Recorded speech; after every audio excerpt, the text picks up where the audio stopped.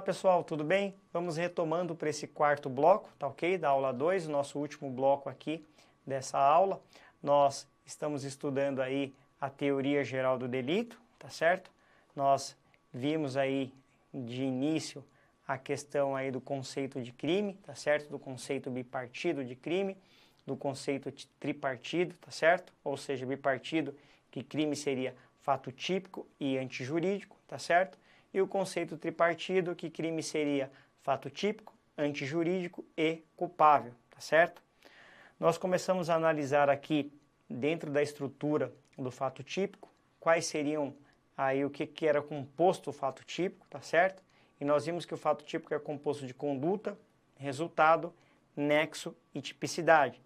No bloco anterior, nós estudamos em relação à conduta, a teoria aí finalista da ação, tá certo? Nós estudamos também a teoria social da ação e a teoria clássica, tá certo, pessoal?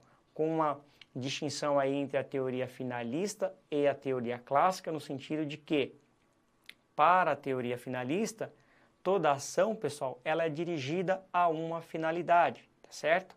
Já para a teoria clássica, pessoal, a ação, ela é simplesmente um exercício, tá certo? Uma ação, apenas, pessoal, uma exteriorização do movimento, sem ter uma finalidade, sem ser dirigida a uma finalidade, tá certo? Então essa é a principal distinção entre a teoria finalista e a teoria clássica, tá bem? E agora, durante esse bloco, nós vamos estudar, pessoal, a questão do nexo causal, tá certo? A relação de causalidade, um dos requisitos muito importante dentro do fato típico, tá bem? Então vamos lá, pessoal, vamos para a matéria.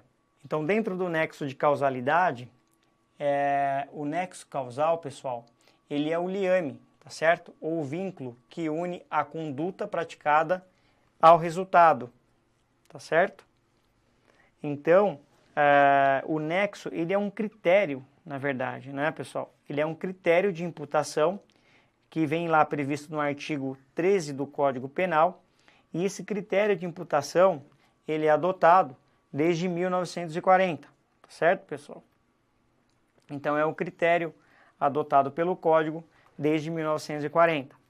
Então, a teoria adotada aqui, pessoal, é a teoria da conditio sine qua non, tá certo? E o que vem a ser essa teoria, tá certo? Ou denominada também de teoria da equivalência dos antecedentes causais, tá? E aí essa teoria, ela vem para explicar o nexo de causalidade, e ela diz o seguinte, pessoal, que todas as causas, elas são de igual modo responsável pela produção do resultado, tá certo? E, consequentemente, poderia essa teoria, pessoal, levar a resultados infinitos, tá certo? Porém, o limite de regresso ao infinito, ele é delimitado ali, pessoal, pela teoria da ausência de dolo e culpa, tá bem? Então, o critério de imputação adotado pelo Código Penal é o critério da conditio sine qua non, ou seja, a condição sem a qual não, tá certo? Ou também denominada aí teoria da equivalência dos antecedentes causais. Ou seja, todas as causas, pessoal, que contribuíram para a ocorrência do crime, elas são consideradas, são levadas em conta no nexo causal, tá bem?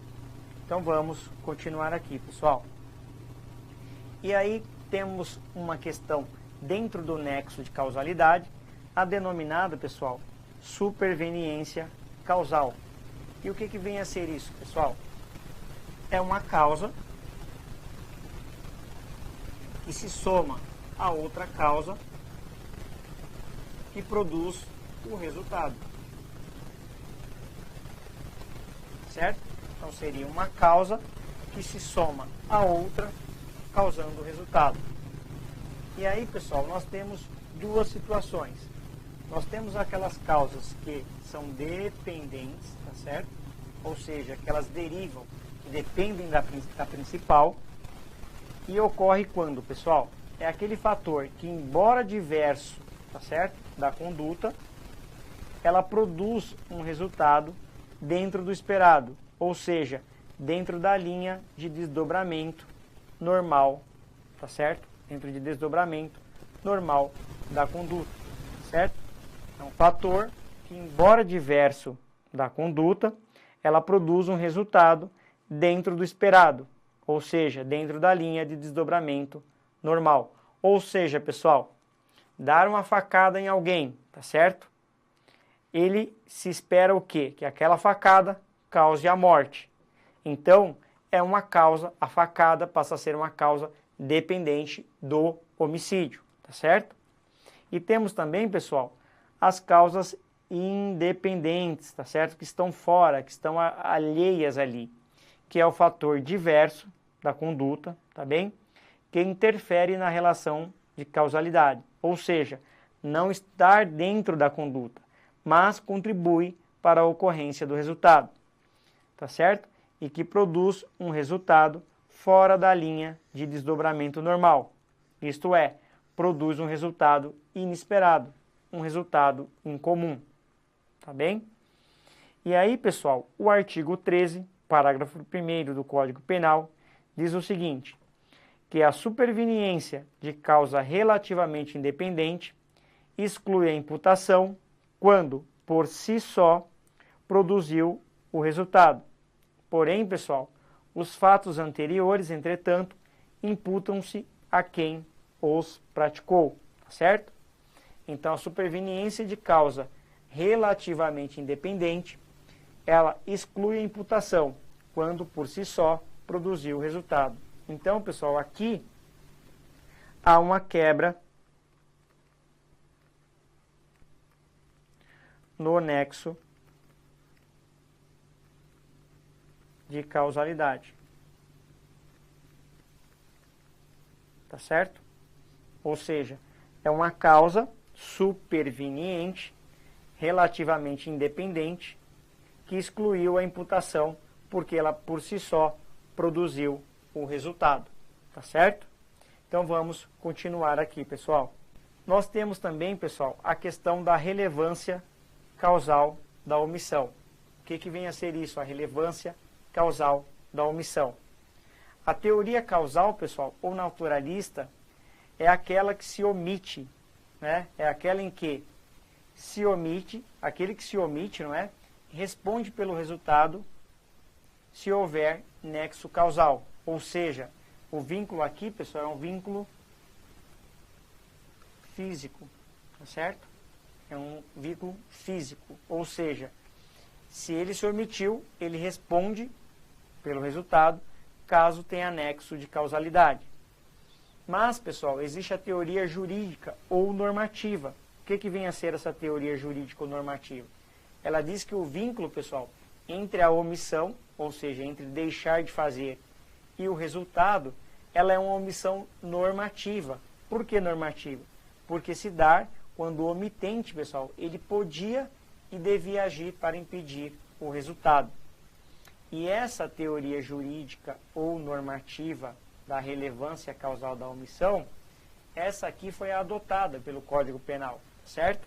Então, a teoria jurídica ou normativa foi aquela adotada pelo Código Penal. E aí, pessoal, lá no artigo 13, ele diz o seguinte, e quando esse dever de agir, ele incumbe a quem, certo? Quem deve agir? E aí, pessoal, quem deve agir para evitar o resultado, não é? E aí, as alíneas de A a C traz a seguinte situação. A linha A, aquele que tenha por lei obrigação de cuidado, proteção ou vigilância. Tá certo, pessoal? Como, por exemplo, o caso da mãe, não é? Que tem o dever legal de cuidar, alimentar e proteger os filhos menores, tá certo? Temos também aqui na letra B, aquele que de outra forma assumiu a responsabilidade de impedir o resultado, tá certo? Aqui, pessoal, que de outra forma assumiu a responsabilidade de impedir o resultado é o garante. Garante, né? ou garantidor.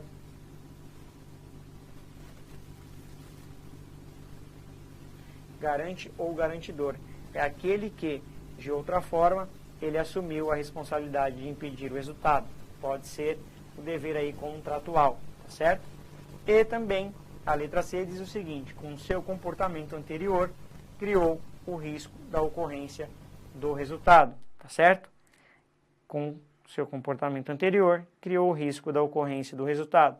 Aqui a gente tem um exemplo, aquele nadador exímio, não é? Que chama uma pessoa para nadar, para entrar numa água profunda, e essa pessoa não sabe nadar. Ele diz: não, entra aqui que eu te ajudo, se você se afogar eu te salvo. Ou seja, com esse comportamento, ele criou um risco da ocorrência do resultado.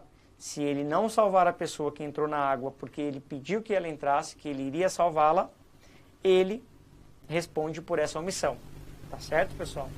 Então, a relevância causal, ela é, não é, uma causação de uma produção, ela causa um resultado e a pessoa responde por aquele resultado, desde que, pessoal, seja uma dessas três situações aqui, tá certo?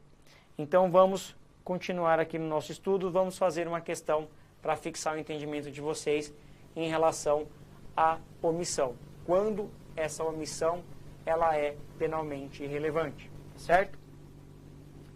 Foi uma questão trazida no 21º exame de ordem, pessoal, no ano de 2016.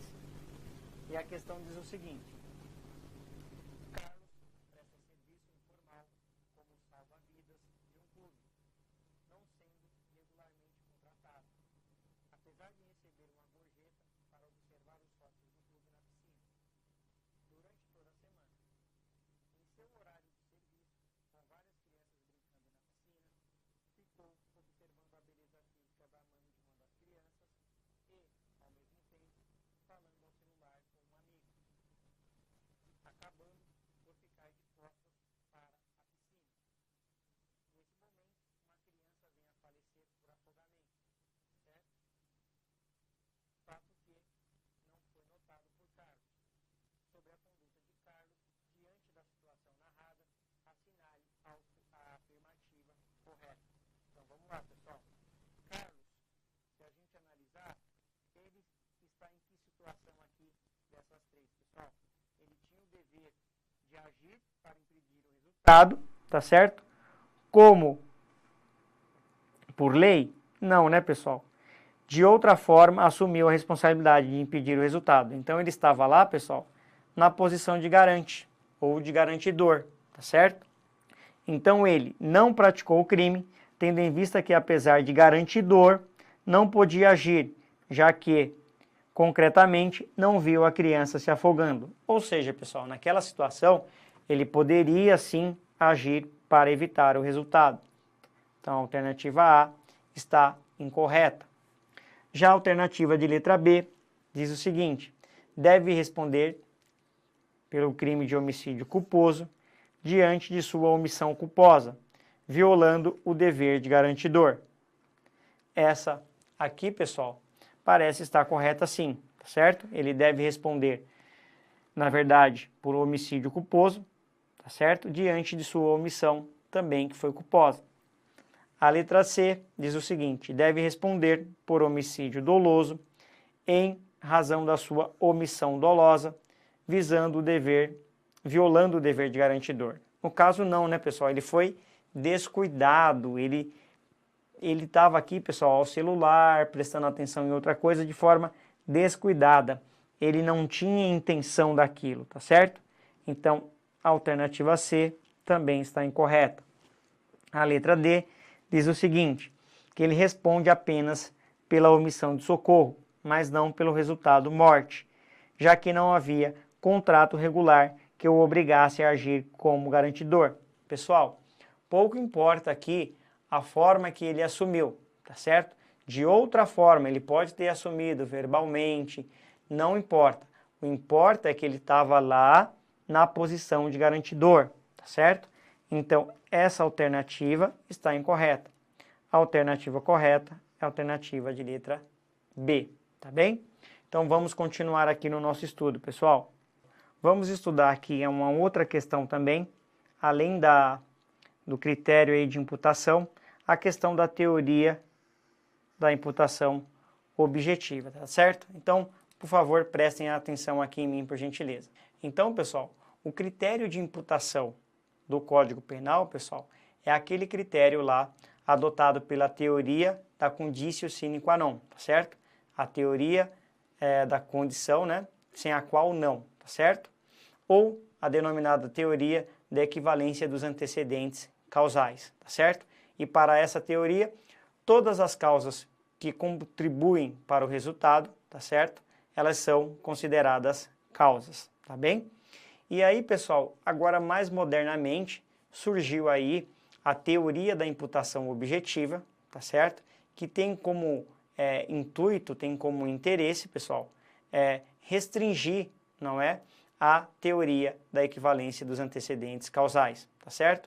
Porque uma das alegações pelos seguidores da teoria da imputação objetiva é que essa teoria da equivalência dos antecedentes causais pode, pessoal, retroagir até o infinito. Então, como limitador, tá certo? Para tirar os excessos da teoria da conditio sine qua non, foi criada aí na Alemanha a teoria da imputação objetiva, tá certo? E agora nós vamos analisar o que vem a ser a teoria da imputação objetiva e quais os seus requisitos. Vamos lá, pessoal. Então, a teoria da imputação objetiva, como dito a vocês, ela surgiu na Alemanha como forma de corrigir os excessos, tá certo? Da relação de causalidade, ou seja, da relação de causalidade que adota a teoria da conditio sine qua non, que se baseia nisso, na teoria dos antecedentes. Ou seja, essa teoria da imputação objetiva, ela pretende, não é? Ela pretendia substituir o nexo causal, tá bem? Então, para a imputação objetiva, pessoal, só haverá crime quando o agente, com sua atitude, cria um risco proibido, tá certo? Que deu causa a um resultado. Então, para a teoria da imputação objetiva, tá certo? O agente ele só poderá ser responsabilizado pelo crime quando ele criar um risco proibido, tá certo? E mesmo criando esse risco proibido, ele deve dar causa a um resultado, tá bem? Então vamos continuar aqui. E aí foi desenvolvido critérios, pessoal, da imputação objetiva. O primeiro deles aqui que nós estamos estudando é o princípio da confiança. E o que vem a ser esse princípio da confiança? O agente atua na confiança de que outros se comportarão corretamente, tá certo, pessoal? Como, por exemplo, se eu paro no farol vermelho, eu confio que quem vier no mesmo sentido que eu, também vai parar no farol vermelho e não vai abarroar meu carro pela traseira, tá certo? Então, esse princípio da confiança, o agente ele atua, tá certo? Confiando que os outros se comportarão de modo correto, tá bem? Temos um outro princípio, que seria o princípio da proibição de regresso, ou seja, quando a conduta do agente ele é inicialmente ilícita, tá certo? Eventual crime cometido posteriormente por terceiros, fora da esfera de seu conhecimento, não poderá ser imputado àquele, tá bem? Vamos dar o exemplo aqui de um comerciante regular, tá certo? Que tem uma loja que vende arma de fogo. Se o comprador preencheu os requisitos, tá certo? Legais para a compra para aquisição da arma de fogo e o dono da loja vendeu, eventual crime praticado com essa arma de fogo pelo comprador, pessoal, não pode ser imputado ao dono da loja, tá certo? Então isso seria o quê? Princípio da proibição de regresso. Não é possível regressar a uma situação anterior que era legal para punir quem praticou atos legais, tá certo? E aí também temos aqui uma terceira situação, que é o princípio das ações de próprio risco, que seria isso. Quando o agente, pessoal, ele induz terceiro à prática de ações perigosas, porém lícitas. Não haverá crime, desde que o terceiro tenha aceitado conscientemente estes riscos, tá certo? Nós temos como exemplo aqui a ação de pular de paraquedas, tá certo? Se eu convido alguém para pular de paraquedas e essa pessoa conscientemente sabe dos riscos de pular de paraquedas e assim aceita, se, por exemplo, na hora do salto livre ali, tá certo? O paraquedas não abre e essa pessoa vem a morrer ali na queda, eu que a convidei para pular de paraquedas, para saltar de paraquedas, eu não posso ser responsabilizado por esse resultado, tá certo? Então isso vem a ser o quê? O princípio das ações de próprio risco, tá certo? A pessoa assumiu conscientemente aquele risco. Então, são 3 os critérios adotados pela teoria da imputação objetiva: princípio da confiança, princípio da proibição de regresso e princípio das ações de próprio risco, tá certo? Então vamos fazer agora, pessoal, uma questão para a gente fixar o entendimento referente à teoria da imputação objetiva. Foi uma questão, pessoal, cobrada no 10º exame de ordem no ano de 2013. E a questão diz o seguinte: Jane, dirigindo seu veículo dentro do limite de velocidade para a via, ao efetuar manobra em uma rotatória, acaba abalroando o carro de Lorena, que, desrespeitando as regras de trânsito, ingressou na rotatória enquanto Jane fazia a manobra. Em virtude do abalroamento, Lorena sofreu lesões corporais, tá certo? Então, só a título de curiosidade aqui, pessoal, abalroamento seria aí a colisão traseira, tá certo? Nesse sentido, pessoal, com base na teoria da imputação objetiva, assinale a afirmativa correta, tá certo? Então vamos lá. A alternativa A diz o seguinte: Jane praticou o crime, pois agiu em exercício regular de direito. De forma alguma, né, pessoal? Jane não praticou crime nenhum, tá certo? A letra B diz o seguinte: Jane não responderá pelas lesões corporais sofridas por Lorena com base no princípio da intervenção mínima. Não, né, pessoal? O princípio da intervenção mínima, lembrem-se, que é aquele, não é, que diz que o direito penal só deve se encarregar dos fatos mais relevantes, tá certo? Só deve proteger os bens jurídicos mais caros, pessoal, para a sociedade. Então, a letra B também está incorreta. A letra C diz o seguinte: Jane não será responsabilizada pelo resultado com base no princípio da confiança. Muito bem, pessoal. A alternativa correta é esta C, tá bem? Mas vamos analisar a D. Diz o seguinte: Jane praticou delito previsto no Código de Trânsito Brasileiro, mas poderá fazer jus a benefícios penais. De modo algum, né, pessoal? Jane agiu corretamente, porém quem foi imprudente aqui e entrou na rotatória foi Lorena, que sofreu as lesões. Então, a alternativa D está incorreta. Alternativa correta de letra C, que Jane não poderá ser responsabilizada pelo resultado com base no princípio da confiança. Tá bem, pessoal? Então, pessoal, por gentileza, voltem aqui para mim, por gentileza. Então, vocês viram hoje a questão aí da teoria da imputação objetiva, quais são os seus critérios de aplicação, quais são os seus princípios, tá bem? Então, muito obrigado por acompanhar durante esse bloco e até o nosso próximo encontro. Tchau, pessoal. Muito obrigado.